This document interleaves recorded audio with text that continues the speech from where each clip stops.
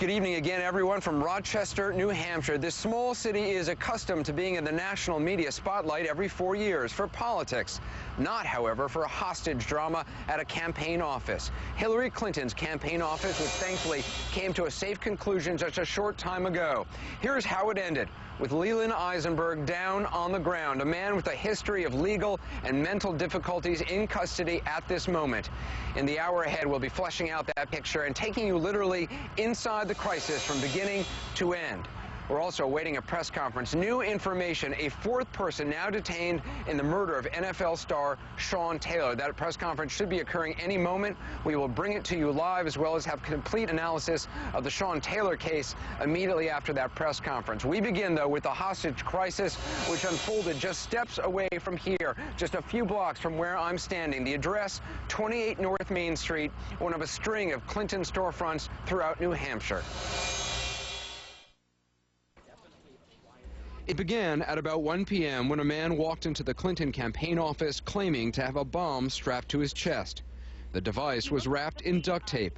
Reports say he ordered an unknown number of hostages to lie on the floor. He asked to talk to Hillary Clinton. He also released a woman and her baby. That woman went into a nearby store and said, "Call 911.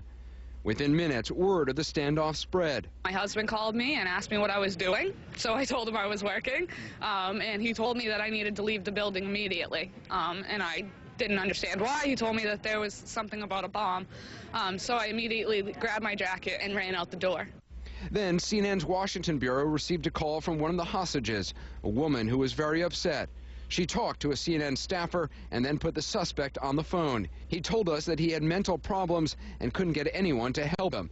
After he hung up, CNN notified police. Throughout the afternoon, the hostage and the suspect called back several times, talking to other CNN staffers.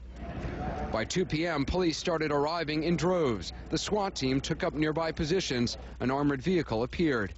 And much of this town was on lockdown, including the schools. There is a large perimeter of Rochester that is blocked off. It's probably about 4 or 5 square blocks the area, and residents are not allowed back into that area. Around 3:30, another hostage was set free, a woman wearing a green top.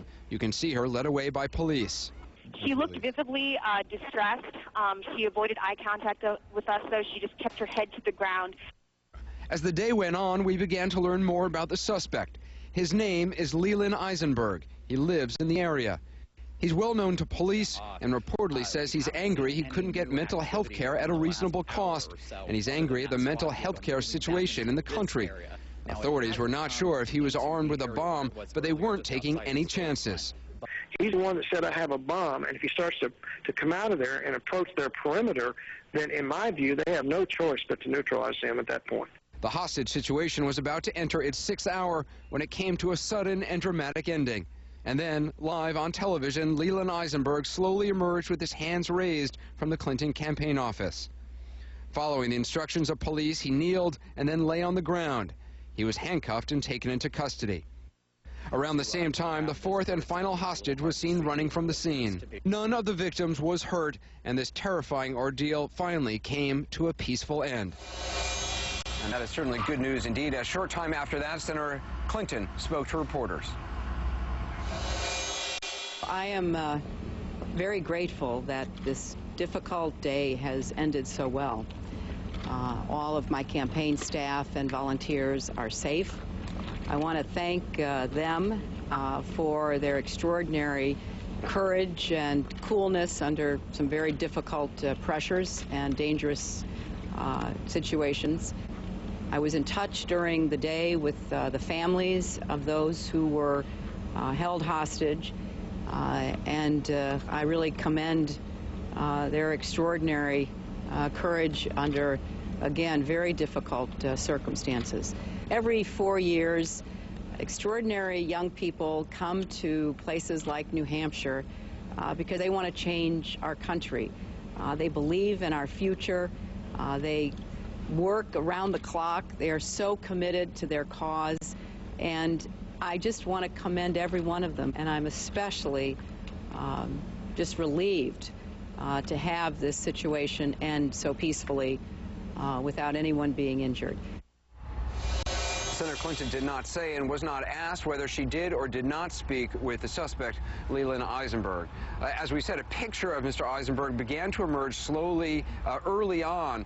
There's often much we don't report in an incident like this. In this case, we knew that there were TVs inside the office, so there was much we didn't want to say. When we saw an armored vehicle with police moving toward the storefront before the standoff was resolved, we didn't mention it because it could have been involved in operations, and it was one of the vehicles actually used in the final operation. Chelsea Kuhl is a receptionist at a hotel nearby. She actually came up and talked to us a little bit a couple of hours ago. We didn't put her on the air then because, again, we thought Mr. Eisenberg might have been watching, but Chelsea joins us now. Chelsea, Leland Eisenberg's stepson came into your restaurant about an hour or two after this whole hostage drama began, and he was telling you about his stepfather. What did he say? Well, he originally came in for some coffee, said that he had a long morning, prior to coming in, him and his mother, and he said, my stepfather... They've been talking to the police. Yeah, they had been talking to the police, and he had said that, you know, my stepfather's the one causing this mess in Rochester. And what did he say, what was his stepfather's state of mind, according to him? In the right state of mind. He had been unemployed for 3 months, had been drinking heavily 72 hours prior to this. He'd been drinking for 72 hours, you said? Yeah. Yep. And he said he needed help. He wasn't going anywhere in life, and he just needed to be hospitalized. And according to this man, Leland Eisenberg spent the night at his house last night. Yep. And asked him about highway flares? Yeah, asked him where he could purchase highway flares and roadside flares, and he didn't think anything of it. And then the next morning, before he left, he said, watch for me. Watch for me on television? Yeah, just watch for me. And his stepson didn't, you know, put two and two together, obviously because he wasn't in the right state of mind. He was under the influence. And they were having marital problems as well? Yes. 3 months prior, his wife had asked for a divorce. Well, clearly a lot going on. How was his stepson, how did he seem to you? He seemed fine. More annoyed, really. He really wanted to go in there and grab his stepfather. He even asked police if he can get in there and tackle his dad and bring him out. Well, it's good that everything ended peacefully. For a town like this, I mean, nothing like this happens here. Oh, no, not at all. It's actually such a great community, and it's too bad that Rochester has to be put on the map for this. Well, it has a lot of other reasons to be on the map. Yeah. You're really friendly here, and we've had a great reception. Definitely. Chelsea, thanks. It's been a real pleasure. Awesome. Thank you. Glad things ended so peacefully today. Leland Eisenberg's stepson was also talking to the police as the crisis unfolded, as Chelsea said. He reportedly told them that his stepfather had asked him last night where he could buy the highway flares. He also told them to be sure to watch them on TV today. Now, by the time police handcuffed the hostage taker just after 6 p.m., they had learned a lot about him, including his history of mental problems. CNN's Jason Carroll has been working the story. He joins me now. Jason, what have you learned? Well, a lot of information now coming forward about this man, Leland Eisenberg, troubled man. That's the profile that we're getting, Anderson. 47 years old. Apparently, he had called CNN several times throughout the day. For safety reasons, of course, we did not report this. He was telling folks at CNN that he was... You know what? Sorry, you dropped your mic. Hold on. Oh, here we go. Thank you. Live TV. He had called CNN several times throughout the day, basically saying that he was a mental patient and that he was troubled, but that he needed help, and that help was going to cost thousands of dollars, money he did not have. And he had also asked that CNN put him in touch with Senator Hillary Clinton. He obviously wanted to speak to her for a number of reasons. Obviously, we did not do that. He was also very well known to local police here. Apparently, back in March, there was a local campaign to put leaflets in unlocked cars, you know, reminding people to lock their cars. Leland Eisenberg received one of those. He became very upset, saying it somehow had violated his constitutional rights.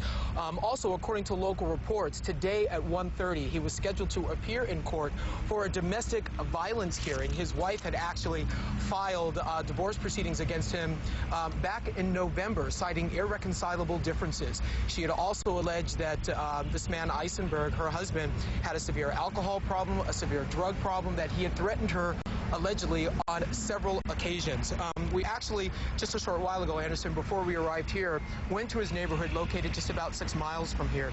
Spoke to one of his neighbors who saw him hop in a cab this morning. He said this guy appeared fine, that he appeared quiet. Nothing seemed out of the ordinary this morning when he saw him hop in this cab. But you speak to other neighbors who say that temper, and they said that they are not surprised by what ended up happening out here today. Well, you know, when you look at that video of him coming out of the storefront, getting down on the ground, being handcuffed by police, I mean, this thing could have ended in so many other bad, terrible ways. Is it known at this point what device he actually had on his person? At this point, that's what they're still trying to figure out, trying to sort that out. I think that information is available, but as you can imagine, authorities are being very careful about what information they release and how they release it. Right. Probably by tomorrow, my guess is they'll probably put out some sort of statement about exactly what sort of device, whether it was, in fact, these traffic flares, which he reportedly asked his stepson for or not. Jason, appreciate the reporting. Keep working the sources. There's a lot still, I know, yet to learn about Leland Eisenberg.